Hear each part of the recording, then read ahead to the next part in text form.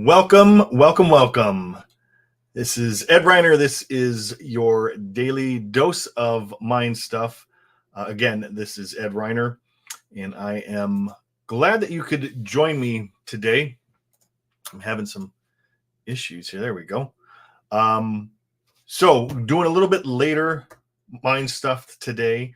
Had a lot of stuff that I had to take care of and do, and time-wise just was not working, but I had made a commitment that I was going to do one every day for 100 days, and today is no exception. It is later than normally would like to go, but I'm doing it. I'm here, and I'm glad that you're here with me. So today I'm going to, we're not going to watch any videos with Bob. We're just going to switch it up. I was studying last night. I was reading through Bob's book, You Were Born Rich. Started watching some of the old videos from that program, which is an absolutely amazing program. And I think what I'm going to do is, starting tomorrow, since it will be halfway mark, day 50, is we'll go through the whole program. I'll cut up the videos in segments because it was a full, 2.5 day seminar that originally he did, that was done back in the 80s. But the content and the teachings are so good.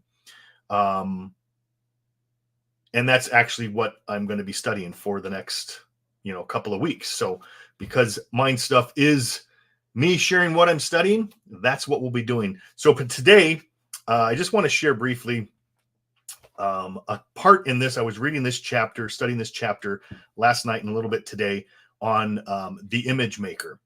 The image maker is one of the sessions in here, and you and I are image makers. And I'm just going to read some parts out of this chapter in the image maker, because Bob says in here, he says, the ideas contained in this chapter could very well be the breakthrough for you, because image making, once we get a firm grip on it, is truly a dynamic idea. Then he said that he goes on to say that he was speaking in Ohio a number of years ago to a large group of business people when an elderly gentleman in the audience suddenly stopped as he was explaining the image making concept. And he stood up and informed the audience that he was 65 years of age before he understood this idea. He mentioned that he had read about it, thought about it, even talked about it, but never really understood it until he was 65 years old. That's rather sad when you think about it. And like Bob says, if we get a grasp on this, it's a huge dynamic idea. And we're all image makers. We're all using this idea, this intellectual factor in our lives every single day. So he goes on later on, and he says that once you fully understand the image making concept, you can effectively use it for whatever good it is that you desire. And he says that the knowledge of image making eliminates competition from your life, and it moves you from the competitive plane to the creative plane. And that's something that we always want to be striving to do, is move from the competitive to creative. We want to create. When we're competing, we're in a vibration that's not in harmony with what it is that we want. And then he says, in truth, the only competition you ever will have is in your own ignorance. And that's true. I mean, we are only limited by our lack of ignorance. If we understood and had knowledge, and we understood how to do the things we want to do, we wouldn't have any problems. That's the only problem we have in life, is ignorance, if you think about it. Later on, he says that everything that has ever come into your life has come as a direct result of the image making process.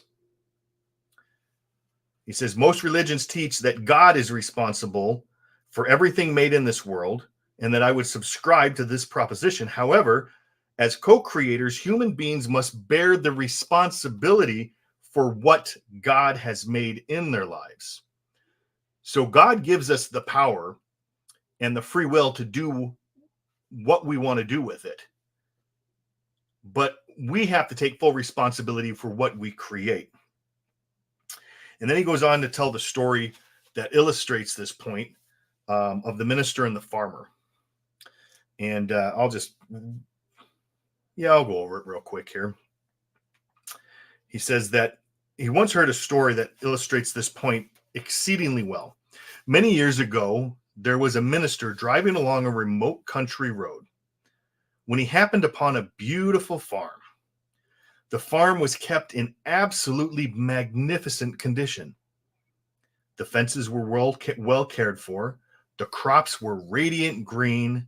And although the house was set back some distance from the road, it was abundantly clear that it had a clean, fresh, white coat of paint on it. Well-cultivated flower beds encircled the house and stretched all along the sides and all along the driveway leading to the front from the road. In a neat row along both sides of the drive as well were straight lines of tall green poplar trees reaching up to the picturesque pale blue sky. The lawns surrounding the house were deep, rich green and were as well manicured as any putting green ever was. Indeed, this was an entire picture that would have been fit well on a postcard, since it was absolutely breathtaking in its splendor. The minister looked off to the right, to the other side of the road, and here the fields were plowed and the earth was the deepest black the minister had ever seen, and he was amazed at how the furrows had been plowed in such a way that they stretched out in rows, as straight as clotheslines. Far off in the distance, the minister could see the farmer sitting on his tractor with a straw hat on his head and an old pair of blue overalls. It appeared the farmer was moving towards the road as he was plowing. And since the minister was in no particular hurry, he pulled off to the side, got out, and walked towards the fence. When he reached it, he just stood still, enjoying the light breeze and the warm sunlight and admiring the beauty of the farm and the farmer's ability to plow such straight furrows. As the farmer worked his way towards the road, he noticed the minister leaning against the fence. So he brought the tractor to a halt and climbed down from it, slowly walked over to the minister's direction. As the farmer got close, the minister smiled, raised his arm, and waved, saying, "My good man, God has certainly blessed you with a beautiful farm." The farmer stopped, pulled out an old red and white polka dot handkerchief from his pocket with his big, scarred, calloused hands. He raised his arm, wiped the sweat from his sun-scorched brow, still not saying a word. Then he reached up with his other hand and gently took from his mouth a long piece of straw that had been bouncing and waving as he walked. He stood in silence for a moment, looking at the minister, and then he spoke. With a slow, steady voice, he replied, "Yes, Reverend, you're right. God has blessed me with a beautiful farm, but I wish you could have seen it when he had it all to himself." See, understand that images are mental pictures that are made from our thoughts. And the magnificence of the mind lies in the fact that we can think. And that is to say, we can tap into this thought and create whatever it is that we choose. So if we head over, if I can find my mouse, it's stuck on so. All right, technology, you gotta love it.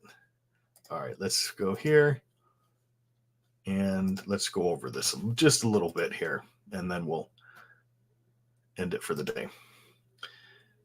Okay, so if we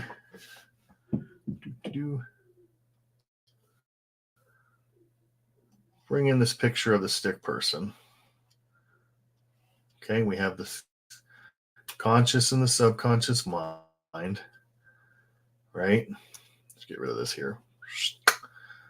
Okay, so in this concept that Bob is saying, that we have the ability to think, and there is this power. If we think about, as Wallace D. Wattles puts, he says, there's this thinking stuff that permeates and penetrates and fills the inner spaces of the cosmos. And it's true that thoughts are everywhere, and we can tap into this thinking stuff with our mind and form any image that we choose. Everything we do is preceded by an image. We think first in order to form the image, then we do the work. So what we're saying here is we have this power that's flowing in, okay? And these are thoughts up here. We have all these thoughts. And we can take these thoughts and we gather these thoughts and we create an idea. Okay, so consider for a moment, Bob uses this in the book, how the first chair was built. You know, we didn't always have chairs. So at some point, I imagine there was somebody that was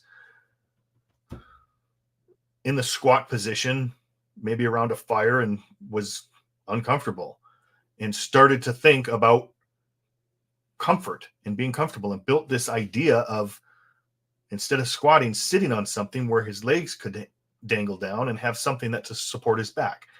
That started with an idea. Everything starts with an idea. This is the image making process. So we have this idea, and as that person was thinking about the chair, they started to get emotionally involved in that idea and started to think, boy, it'd be really nice to sit, not, my legs wouldn't be hurting, I could sit up. And they get emotionally involved in an idea. And we remember that this is the feeling part of the mind, the subconscious. This is the thinking part. So we think of the idea, we pull these thoughts up here, we pull these thoughts out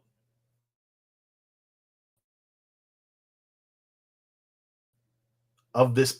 We get emotionally involved in that idea by impressing it into the subconscious mind over and over.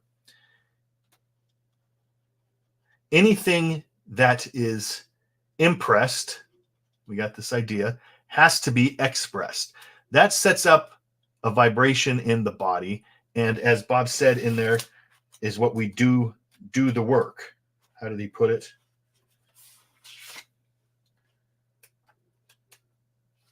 He said that everything we do is preceded by an image. First, we think to form the image, the idea.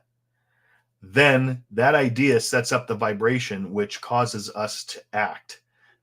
That action, when we put that action out, God or the universe responds with a reaction. And this is what changes our conditions, our circumstances, and our environment. You add those up, or we would just say our results. So we first build the idea, form the image, impress it, and then we do the work. This is the acting, the vibration, the behavior is caused by this. Most people look at where their results are, and if they want to change the results, they look at, well, the most logical thing for me to do is to change what I'm doing, the actions. I've got to change here. But if we look at this whole process, what caused them to do, or caused us to act that way?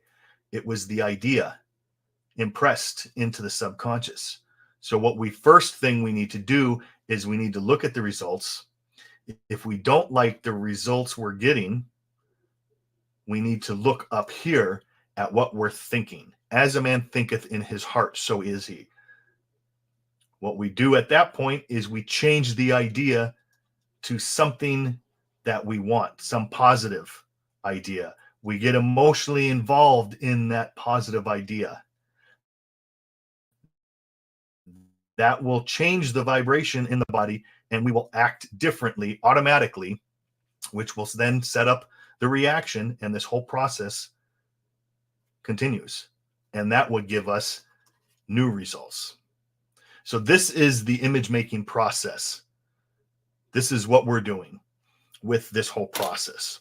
So starting tomorrow, we are going to go into this in more depth. We'll go into more depth on this, and we'll go through this whole program. The whole program we'll go through, and I will cut up the segments.